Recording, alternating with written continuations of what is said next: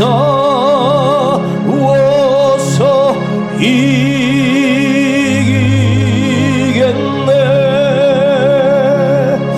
내 영혼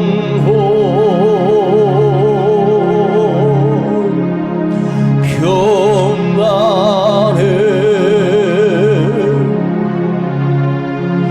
내 영혼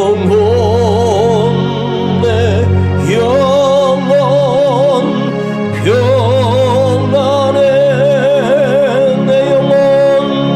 내 영혼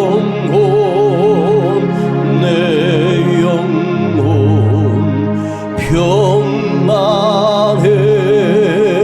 평안해. 내 영혼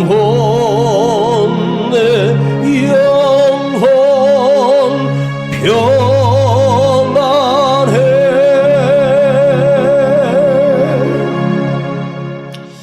거룩하신 아버지 하나님, 추워지는 겨울이 오고 있는 이 시간 주님 앞에 나왔습니다. 주의 말씀 듣기를 원하며 주의 말씀이 들려지게 하시고 우리의 심령을 덮게 하시고 이 말씀이 우리를 감싸게 하시고 믿어지는 믿음이 주님이 주시는 기쁨과 평안으로 가득하게 하옵소서. 오늘도 영광과 존귀와 찬송을 받으시옵소서. 우리를 그토록 사랑하시는 우리 구주 예수 그리스도의 이름으로 기도하옵나이다. 아멘. 자, 우리 요한복음 6장 16절로 21절까지 읽겠습니다. 요한복음 6장 16절부터 21절입니다.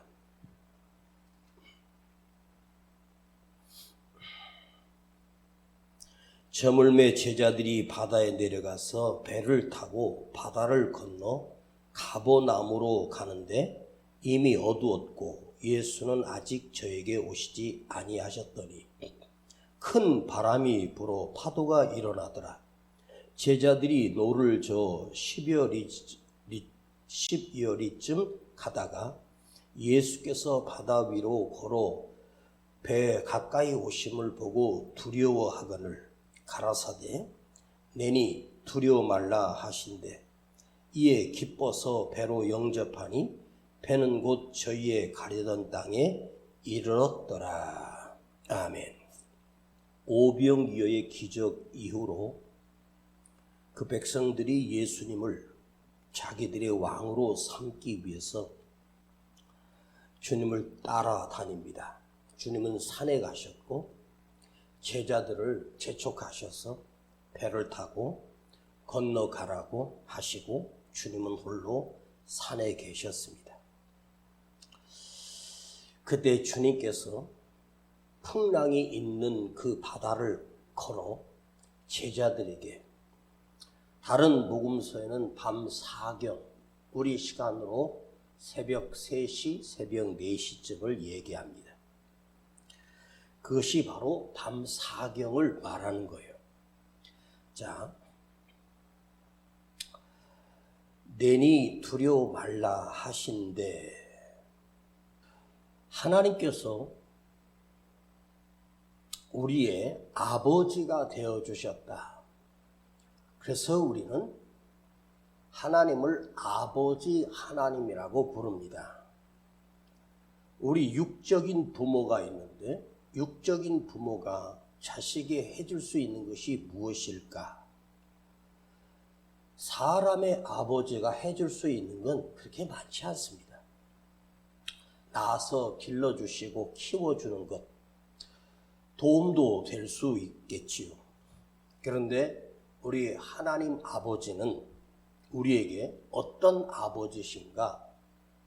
전능하신 아버지 하나님이시고 능력의 하나님이시고 또한 그 아버지 하나님은 나에게 영원하신 아버지 하나님이 되어주신다는 거고 육신의 아버지는 짧은 순간에 사라지는 것이 육신의 아버지입니다.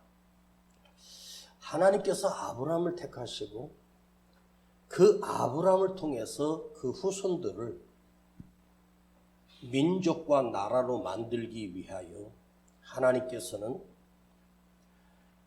흉년 7년 동안에 야곱의 족장이었던 그를 가나안 땅 고센 땅에 들어가 살게 하셨습니다. 그때 요셉이 통치할 때입니다. 그런데 그들이 번성하기 시작하면서 이스라엘 백성들은 그대로 바로의 노예가 되고 이집트의 노예가 되어서 바로가 세우는 성을 짓고 그들이 흙벽돌을 만들고 겨우 먹을 끼니만 주면서 강제로 그들을 노예로 삼아버립니다. 그 세월이 400년, 430년의 세월이 흐른 그 세월 동안에 이스라엘 백성들이 민족이 되기 시작하고 큰 나라가 되기 시작합니다. 그 400년이 넘는 세월을 하나님이 거치게 하시면서 아버지 하나님께서 그 이스라엘 백성들을 자기 백성으로 삼으셨고 아버지가 자식에게 노예 생활을 하도록 노예 생활에 찌들어 살게 하시는 하나님 아버지가 자기 백성이 그 노예가 되는 것을 아버지 하나님께서 기뻐하시고 원하실까요? 어떤 아버지가 자기 자식을 광야에서 40년 동안 고통을 당하게 하시는 아버지가 어디 있겠습니까? 그러나 하나님께서는 반드시 이스라엘 백성을 그야말로 민족으로 만들어 모세 한 사람을 세워 그 손의 작은 지팡이를 통하여 하나님이 역사하기 시작하면서 이스라엘 백성들을 해방하게 하십니다. 이 모세를 통해서 이스라엘 백성이 해방돼서 광야 40년을 통과한 이 40년의 광야 생활은 우리에게 굉장히 중요한 메시지를 주고 있거든요. 광야라고 하는 것을 거쳐 하나님의 약속의 땅 가나안 땅에 들어가게 하시는 아버지 하나님의 계획입니다. 그들이 해방되어서 나온 곳은 가까운 길, 지름길, 빠른 길이 아니라 빙 돌려서 바로 홍해가 있는 비하 히롯이라고 하는 그 절벽 앞에 갇히게 되고 그들이 거기서 뒤에서 추격해 오는 바로의 군대를 눈으로 보았고 앞에는 홍해가 바알스본과 비하 히롯 그 골짜기 안에 이스라엘 백성이 그대로 갇혀 있었습니다. 왜 하나님께서 더 빠른 지름길로, 더 좋은 길로, 평탄한 길로 인도하지 않고 왜 하나님께서 홍해길로 그들을 인도하셨습니까? 먼 길을 돌려서 그것도 꽉 막힌 길로 길이 없는 바다 앞에 그들이 갇혀버렸어요. 우리가 그 인생 가운데 그렇게 갇혀있고 적들은 나를 향해서 다가오고 있을 때 우리는 어떠하겠습니까? 얼마나 두려워 떨겠습니까?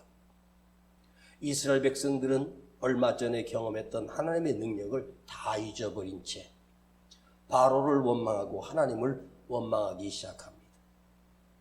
그 환경에 갇혀서 내가 살고 있다면 절망하지 않을 사람, 원망하지 않을 사람이 얼마나 있겠습니까? 그러나 아버지 하나님은 이스라엘 백성을 그들을 가나안 땅에 바로 들인 것이 아니에요. 홍해를 가르시고 또 길 가운데 쓴물을 만나게 하시고 수많은 고비를 넘기게 하십니다. 광야에서 일어난 모든 사건을 통해서 우리가 얻는 것은 뭐냐면 우리 믿음의 자녀들이 하나님의 백성인 내가 아버지 하나님 되심을 믿어지게 하는 과정을 광야를 통해서 우리에게 알게 하시거든요. 하나님께서 이스라엘 백성을 가나안 땅으로 바로 들인 것이 아니에요. 다시 신광야로 몰아내셨습니다. 자, 다른 광야는 그래도 흙이 있고 풀이 있고 물이 있는데 신광야는 그야말로 진짜 사막이거든. 폭한이 그야말로 밤에는 춥고 낮에는 뜨겁고 풀 한 폭이 없는 그들이 그 이스라엘 백성들이 그 신광야 르비딤 땅에 이르렀을 때 모세를 원망하기 시작하고 그들이 애굽으로 다시 돌아가겠다고 모세를 원망하기 시작합니다. 거기서 물 한 모금도 나오지 않는 그곳에서 하나님께서는 또 반석을 쪼개서 이스라엘 백성들을 먹이셨습니다. 이 르비딤 신광야는 죽음의 사막입니다. 하나님을 원망했습니다. 하나님께서는 끄떡없이 이스라엘 백성들을 계속해서 돌리십니다. 자, 모세가 이스라엘 백성을 르비딤으로 인도한 것이 아닙니다. 하나님께서 인도하셨습니다. 그러면 하나님의 능력에 문제가 있는 것이고 하나님의 지혜에 문제가 있는 것이고 하나님이 이스라엘 백성을 버린 것일까요? 하나님이 계획이 없어서 거기로 모른 것이 아니에요. 하나님께서 이스라엘 백성을 그처럼 사랑하셨기 때문에 그토록 사랑하셨기 때문에 하나님께서 이스라엘 백성을 그 르비딤 신광야를 무려 40년 짧은 시간이 아니에요. 매일 만나를 내려주셨고 구름 기둥과 불 기둥으로 그들을 인도해 주시는 매일의 능력을 경험하지만 그들은 환경 앞에서 원망하고 불평하기 시작합니다. 하나님께서 이스라엘 백성들의 불평을 들으시고 원망의 소리를 들으시고 그 진중에 불뱀을 보내셔서 그들을 물어 죽게 하셨습니다. 모세가 하나님 앞에 간절히 기도, 아버지 하나님, 이러다 이 백성들 다 죽습니다. 넌 놋으로 뱀을 만들어 장대 높이 세우라. 그리고 놋으로 그 뱀의 형상을 만들어 장대 높이 달고 이렇게 말합니다. 너희 중에 불뱀에 물린 자가 있거든. 두려워하지 말고 저 불뱀을 쳐다봐라. 그때 그들이 불뱀에 물려 죽어가다가 그 장대에 달린 놋뱀을 보는 순간 그들은 다시 살아나기 시작합니다. 이것이 무슨 역사입니까? 너희가 장대에 높이 달린 나를 보게 될 것이다. 그리스도를 만나게 될 것이다. 그리고 그가 너희를 구원할 것이다. 나를 바라보는 자는 산다. 아버지 하나님을 의지하고 바라보는 자는 산다. 그걸 불뱀을 경험하면서 그 놋뱀을 경험하면서 이것이 하나님의 이스라엘 백성을 자기 백성으로 만드시는 과정입니다. 홍해를 그냥 가른 것이 아닙니다. 반석에서 물을 터지게 한 것은 그들이 굶주렸을 때 고기 달라고 했을 때 메추라기 떼를 하룻밤 사이에 몰아서 그들이 입에 그야말로 기름때가 날 정도로 질릴 정도로 먹이셨습니다. 그런데 이스라엘 백성들은 그 수많은 광야의 고난을 겪으면서 무엇을 깨닫겠습니까? 무엇을 알게 되었습니까? 단 한 가지입니다. 하나님께서 나를 인도하고 계시는구나. 하나님께서 역시 살아계시는구나. 하나님께서 나를 버리지 아니하셨구나 라고 하는 것을 백성들이 절실하게 깨닫게 하시는 거예요. 그런데 불행히도 그들이 광야 40년을 다 통과한 후에 그들은 1세대는 하나님 앞에 여전히 불평과 원망으로 있을 때 하나님 그들을 죽이시고 2대 그 후대들을 백성으로 만드셔서 가나안 땅에 들이게 하십니다. 여러분, 하나님께서 이스라엘 백성을 3일 만에 광야를 통과하고 그 다음에 요단을 건너 가나안 땅에 아무도 없고 그리고 편안하게 들어가서 진영해서 그들이 살았다면 하나님의 백성이 될 수 있겠습니까? 하나님께서 그들을 편안한 길로 평탄한 길로 인도하셨다면 그 순간은 좋을 수도 있겠지만 그 순간은 내가 복받았다고 착각할 수 있겠지만 결코 살아계신 하나님을 느끼거나 살아계신 하나님을 의지할 수는 없게 된다는 거예요. 광야 생활에서 하나님께서 이스라엘 백성들이 가르치시는 것은 내가 너희 아버지다. 내가 천지의 창조자다. 내가 이 땅의 주인이고 너희의 주인이다. 너희 아버지다. 이것을 하나님께서 가르쳐 주시고 그들 깨닫게 하시는 하나님의 놀라운 섭리가 그 속에 있어요. 고난을 당하고 있는 사람들에게 누군가가 옆에서 고난이 유익입니다 라고 말하면 나는 어떤 반응을 합니까? 이제 좀 지긋지긋하다. 그만 좀 끝냈으면 좋겠다. 여러분 4년이 아니라 40년이에요. 광야라는 그곳에 서 있는 자체가 고난입니다. 광야는 나 스스로 살 수 없는 곳이 광야예요. 그런데 40년 동안 하나님께서 그들을 먹이시고 입히시고 인도하셨어요. 그러니까 그 고난 속에서 역사하시는 아버지 하나님의 은혜와 능력이 얼마나 컸으면 그 뜨거운 사막에서 하나님께서 실족하지 않고 죽지 않고 그들을 보호하시고 인도하셨겠습니까? 세상 사람들은 자기들이 알아서 살면 됩니다. 그러나 하나님께서는 자기 백성을 가르치시는 거예요. 내가 너의 아버지다. 내가 너의 창조주다.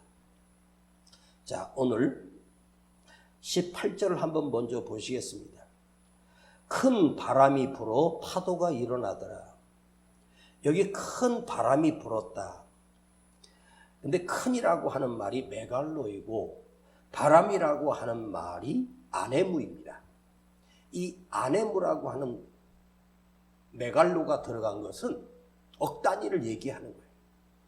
예를 들어서 우리 태풍이 불 때 초속 18m에서 25m 정도 되면 초속 1초의 바람이 속도가 20에서 25m 불면 태풍이라고 하거든요.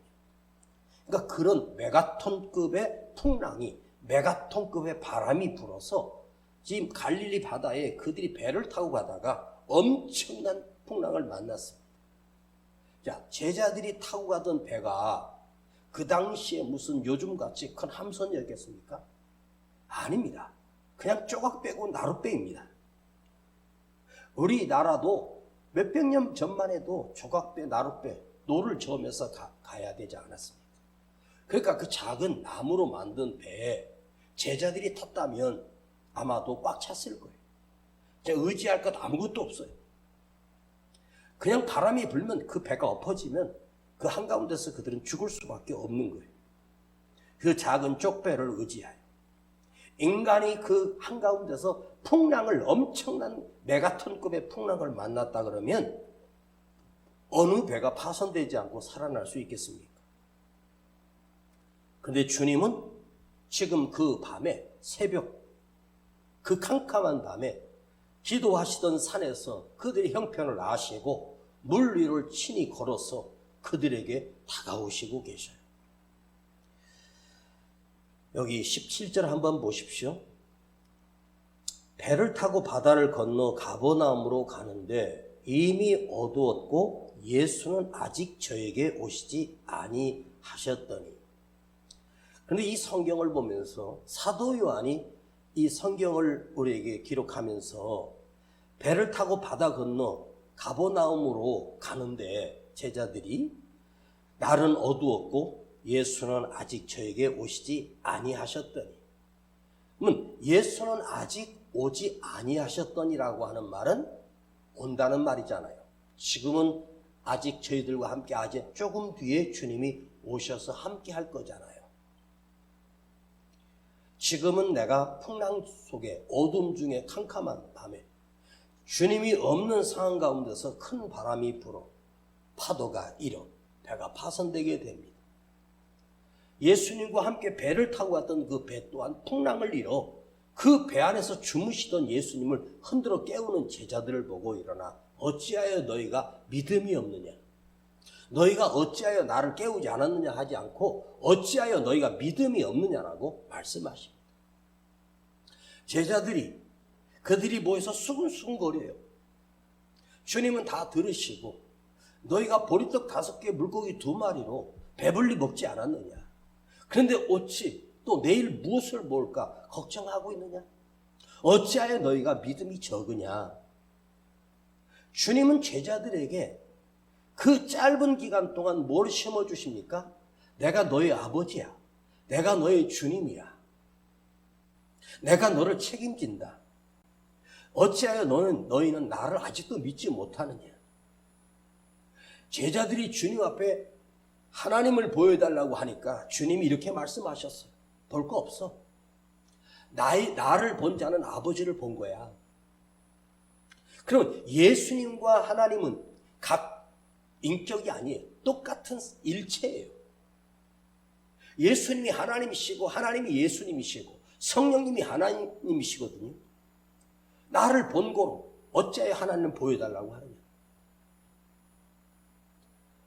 주님은 제자들에게 믿음을 심어주기 위하여 그리고 십자가에 잡히셔 죽이시기 전에 그렇게 오랫동안 밤을 새워 제자들에게 말씀하시며 당부하시며 내가 떠나간다. 너희는 평안할지어다. 내가 곧 다시 올 거야.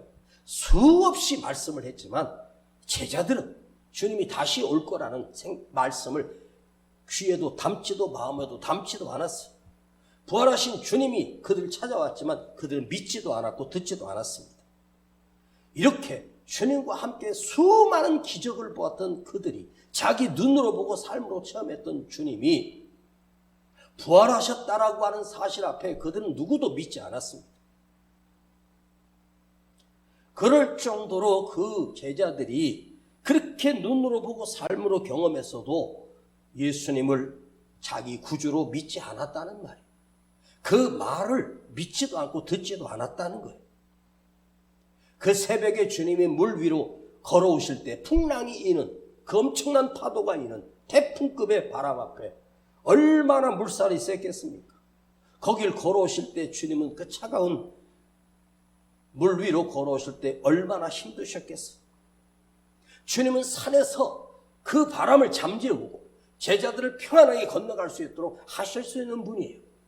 근데 뭐하러 그 산에서 거기까지 그 물 위로 걸어서 힘들게 오셔야 할까요? 주님이 제자들에게 원하시는 것은 당신이 차가운 바다를 걸어왔지만 그 제자들이 그날 밤에 경험했던 그것은 주님 없이는 살 수가 없구나. 나는 예수님 없이는 살 수가 없구나. 그걸 친히 경험하는 거예요. 우리가 사실 이 삶에서 그때는 끝났었는데 그 수많은 위기 가운데 하나님께서 인도해 주신 것은 잊어버리고 지금의 고난 앞에서 그냥 무너지는 것이 우리 인간들입니다. 자, 20절을 보겠습니다. 주님이 19절에 가까이 오심을 보고 두려워하거늘 가라사대 내니 두려워 말라 하신대. 풍랑 위를 걸어간다는 것은 인간으로서 사람으로서는 풍랑 위를 걸을 수 있는 사람은 전 세계 단 한 사람도 없고 지금 역사 가운데 살았던 사람 중에 물 위를 걸을 수 있는 인간은 없습니다.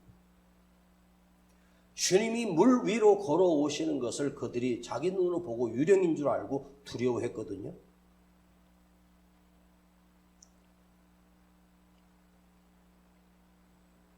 맨발로 파도를 헤치며 걸을 수 있는 분이 예수님이 아니고서는 불가능하잖아요. 왜 주님은 그 물 위를 걸으셔서 나에게 오셨을까요? 내가 이 땅에 온 우주 만물의 주인이다. 내가 다스린다. 주님이 그 배에 오르시는 순간 그 일던 풍랑이 그냥 잔잔해졌습니다. 풍랑을 잔잔하라고 명령하지도 않았습니다. 주님이 그 배에 오르시네 잠잠하여 가려던 곳으로 도착하게 되는 거예요. 그 파도를 일으키신 분도 주님이시고 그 파도를 잠잠하게 하시는 분이 주님이라는 말은 주님이 온 자연과 대지의 주인이라는 거예요. 이걸 주님이 보여주시는 거예요. 이 말씀을 통해서 제자들이 경험했던, 내가 경험하지는 못했지만 이걸 통해서 내가 깨닫게 되는 건 뭐냐? 주님이 힘들게 걸어오신 이유가 뭐가 있는가? 이 풍랑도, 이 고난도, 이 어려움도 주님이 다스리고 계시는구나. 그러면서 내니 두려워 말라. 죽음 앞에 서 있는 제자들에게 아주 간단하게 말씀하십니다. 걱정하지 말라. 염려하지 말라. 두려워하지 말라. 하늘을 다스리시고 땅을 다스리시고 바다를 다스리시고 우주 만물을 다스리시는 우리 주님께서, 온 세상의 역사를 움직이시는 우리 하나님께서 나니 내니 너는 두려워 말라. 참 우리 성경이라고 하는 게요, 이게 해석이 되면서 여기에 내니 두려워 말라, 이 말은 내니 두려워 말라 할 때 그 제자들은 예수님의 음성을 못 알아듣겠습니까? 여러분도 여기 있는 여러분의 목사님을 목소리를 들으면 그 목소리를 여러분 이미 알잖아요. 그렇죠? 예수님이 내가 하나님이야, 내가 너의 그리스도야, 메시아야 이러지 않았어. 나야. 그러니까 두려워하지 마. 그 음성 자체가 주님을 증명하는 거예요. 내가 예수라고 말 안 해도 됩니다. 내가 너희들의 스승이야. 그렇게 말하지 않았습니다. 주님이 친히 물 위를 걸어 그 제자들에게 오신 이유가 무엇이었겠습니까? 그 제자들을 진실로 사랑했기 때문에 오신 거예요. 나를 사랑하시기 때문에 나에게 오신 거예요. 제자들이 만난 그 위기는 주님께서 가라고 해서 간 길이거든요. 주님께서 배 타고 가라고 재촉하셨거든요. 그걸 순종해서 배 타고 가다가 위기를 만났어요. 주님이 가라고 해서 간 길입니다. 주님과 함께 간 길에 풍랑을 만나요. 그러면 우리가 만난 풍랑이라고 하는 것은 주님께서 인도하고 계시고 주님께서 함께 하시고 주님이 책임져 주신다는 뜻이 아니겠습니까? 주님이 가라고 하셨으니까, 주님이 나를 여기에 데려놔 두시고 나를 주의 자녀로 삼으시고 이 말씀을 듣게 하신 것은 뭘까요? 주님이 나를 책임지겠다는 거 아니에요? 내가 만난 풍랑, 지금 이 순간은 죽을 것 같고 이 순간은 망할 것 같아도 주님은 물 위로 걸어오시면서 자신이 누구인지를 우리에게 보여주시고 눈으로 보게 하시고 경험하게 하시는 거예요. 사실은 주님이 행하셨던 모든 이적들은요, 주님이 자신의 능력을 과시하기 위하여 행했던 기적은 없습니다. 보리떡 5개 물고기 2마리로 기적을 행하신 것은 뭐예요? 내가 너를 먹인다는 거예요. 풍랑을 다스린다는 말은 뭐예요? 네가 위기에 처했을 때 내가 다가올 거야.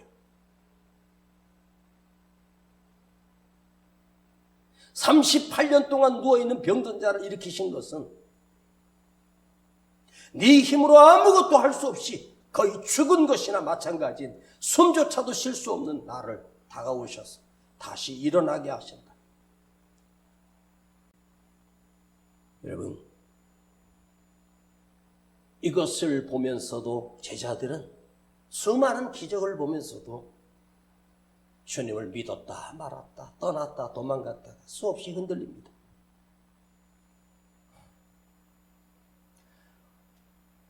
여러분, 나의 주님이 어떤 분이시고 나의 주님이 누구이신지, 그분이 바로 아버지 하나님이심을 깨닫게 되는 것, 이거 하나 아는 것, 그렇게 힘든 거예요.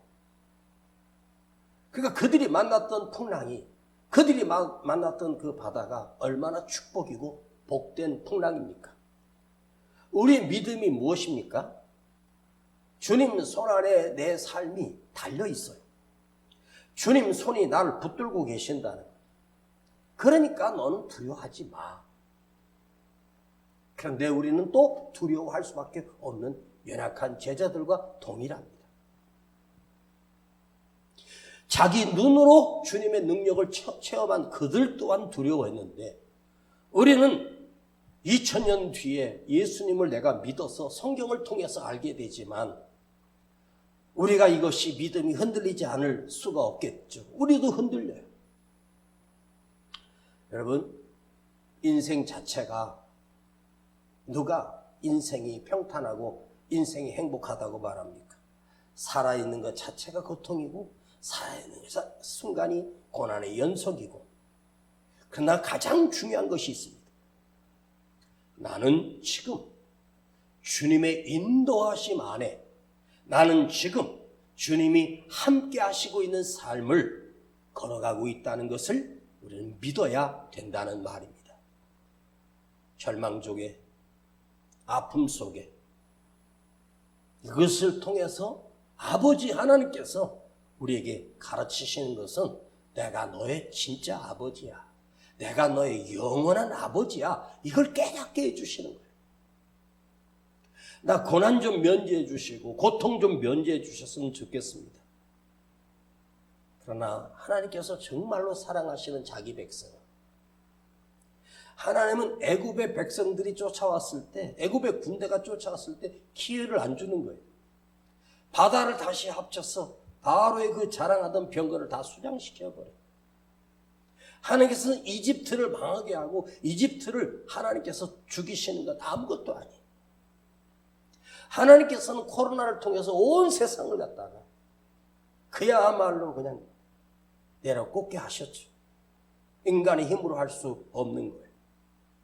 올해는 이 겨울 초기가 되면서 독감이 유행을 하는데, 보통 해보다 독감의 발생률이 14배가 늘었답니다. 14배가 늘었는데 이 말은 독감 백신을 맞았어도 효과가 없다는 말이에요. 저도 독감 백신을 맞았거든요. 독감 백신을 맞았는데 그 독감 백신은 의학자들이 작년의 데이터와 해서 올해 예상을 해서 어떤 바이러스가 생길 거다 해서 그 균을 배양해서 백신을 만들거든요. 근데 예상이 빗나간 거예요. 물론 그 백신하고 맞은 그 바이러스였을 때 내가 이겨낼 수 있겠지만 또 전혀 다른 독감으로, 코로나 때도 수많은 사람이 죽지만 사실은요, 미국이라고 하는 선진국에서는 코로나 때 사망자 수보다 겨울에 독감으로 죽는 사망자 수가 훨씬 더 많아요. 독감이 그렇게 무서운 거예요. 요즘 독감으로, 감기로 사람들이 고생합니다. 그걸 누가 사람의 힘으로 할 수 있겠습니까? 하나님께서요, 심판하실 때는 온 세상을 그냥 불바다로 끝내버리고 다 태우고 다 죄로 만들어 보시는 하나님이에요. 그 이유가 무엇입니까? 당신의 믿음의 자녀를 구원하시기 위하여 예수님이 다시 오시는 거예요. 주님이 다시 오시는 날에는 구원하러 우리의 죄를 대신하여 십자가에 죽으시기 위해서 오신 것이 아니라 심판자로 오시는 거예요. 그러니까 우리는 묵묵히 다시 오실 주님을 기다리며 영적으로 깨어 있어야 한다는 말씀입니다. 한 가지만 더 하고 마치겠습니다. 내니 두려워 말라. 나야 너의 하나님, 너의 구원자, 너를 사랑하는 예수, 구원의 예수야, 이렇게 말씀하지 않았습니다. 내가 예수다 그렇게 말하지 않았어요. 내가 너의 선생님이다 이러지 않았어요. 자, 두려워 말라라고 하는 말은 사람과 사람 사이에도 해줄 수 있는 말이에요. 걱정하지 마, 염려하지 마, 두려워 떨 거 없어, 별거 아니야. 사람들이 해줄 수 있는 말이에요. 자, 여러분 정말로 옆에 친한 사람이 내가 어려울 때 힘내라고 하고 두려워하지 말라고 하지만, 그렇게 말해주는 사람은 진심으로 나에게 말해주지만 사실은 그 말을 해주는 사람은 나의 근심과 두려움을 해결할 능력이 없어요. 말뿐입니다. 말로는 두려워하지 말라고 할 수 있어요. 그러나 그 문제를 책임질 능력은 인간에게는 없어요. 책임질 사람은 세상에 없어. 그런데 여기에 뭐가 붙습니까? 두려워하지 말라라고 하는 말이 아니라 내니, 나야. 이게 더 중요한 거예요. 그 말을 하신 분이 주님이에요. 나다. 네가 믿는 예수야. 네가 믿는, 네가 주님이라고 부르는 그가 내니. 주님이 두려워하지 말라고 하는 말은 책임만이 아니라, 능력만이 아니라, 인간이 할 수 없는 모든 문제를 해결할 전능하신 능력을 가지신 분이 우리 예수님이십니다. 죽은 자를 살리시는 주님이십니다. 지옥 갈 내 영혼을 영원한 천국으로 인도하실 분이 내니, 나를 바꾸시는 능력이 하나님 아버지. 오늘 우리 안에 주님이 말씀하십니다. 너는 나를 믿니? 나다. 내니. 그 귓가의 풍랑 속에 들었던 주님의 음성을 그들이 듣고 그때서야 유령이 아니고 예수님인 걸 알고 두려움에서 벗어났습니다. 주님이 그 배 오르시자마자 풍랑은 잔잔해졌습니다. 여러분에게 주님이 나야.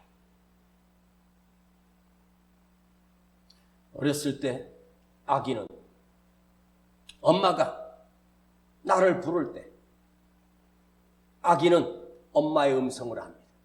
아빠의 음성을 기억하고 있습니다. 그런데 다른 음성은 어리지만 분별해냅니다. 우리 아버지 목소리네? 우리 엄마 목소리네? 어릴 때 시골에 아버지가 신방 가시고 밤늦게 오시고 얼마나 무서웠는지. 동생들이 다 울고 밤에 버들버들 떨고 있었어요. 그때 엄마는 그 사택의 문을 밖에서 자물쇠로 잠그고 갔거든요. 문도 안 열리고 갇혀있는 것 같고 동생들은 울고 저기서부터 누가 걸어오는 소리가 해요. 어디 방에 불이 켜 있는 걸 보고 엄마야. 그러니까 제가 알아듣고 너무 기뻐했던 기억이 있어요. 여러분에게도 내니 이 말만 들어도 주님이구나. 그 음성을 들을 수 있는 은혜가 살아있기를 간절히 축원합니다. 기도하겠습니다. 오늘 우리에게 주님이 당신의 사랑하는 제자들에게 나다라고 하셨던 그 주님이 오늘 나에게도 우리에게도 주여 나야. 그 한마디만 들어도 주님의 음성임을 기억하고 내가 평안해지게 하시고 이겨내게 하시고 살아나게 하여 주시옵소서. 오 주님, 영광과 존귀와 찬송을 받으시고 우리 안에 주님이 함께 하심으로 주님이 동행하심으로 우리 안에 참된 평안이 넘치게 하여 주옵소서. 우리 구주 예수 그리스도의 이름으로 기도하옵나이다. 아멘. 내 지은 죄 주 홍빛 같더라도 주 예수께 달래며 그 십자가 보피로서 다 씻으사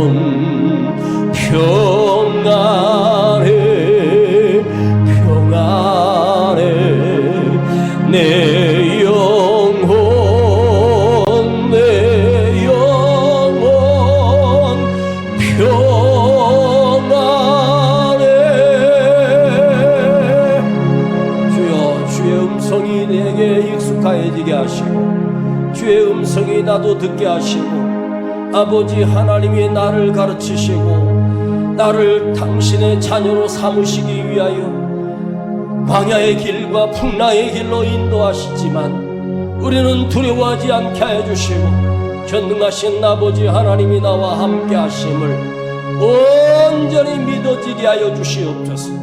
주의 음성이 내게 들려지게 하옵소서. 우리 주여 부르고 기도합니다. 주여.